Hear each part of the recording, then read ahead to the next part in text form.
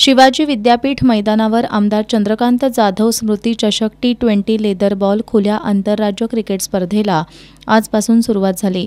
या स्पर्धेत 8 संघ सहभागी झाले असून स्पर्धेतील सामने साखळी पद्धतीनं खेळले जाणार आहेत। शिवराज नायकवडे यांच्या हस्ते या स्पर्धेचं उद्घाटन झालं। यावेळी आमदार जयश्री जाधव, चेंबर ऑफ कॉमर्सचे अध्यक्ष संजय शेटे, शिवाजी पाटील, धनंजय दुगे, प्रशांत शिंदे, मधु बामणे, अनिल शिंदे यांच्यासह सहभागी संघाचे प्रशिक्षक आणि खेळाडू उपस्थित होते। स्पर्धेचा पहिला सामना सागरमळा स्पोर्ट्स विरुद्ध फायटर स्पोर्ट्स यांच्यात झाला। प्रथम फलंदाजी करताना फायटर स्पोर्ट्सनं 20 षटकात 8 बाद 109 धावा पटकावल्या। अभिजित लोखंडे यानं सर्वाधिक 22 धावा केल्या। उत्तरादाखल खेळताना सागरमळा स्पोर्ट्सनं अवघ्या 14 षटकात 3 बाद 110 धावा पटकावत विजय मिळवला।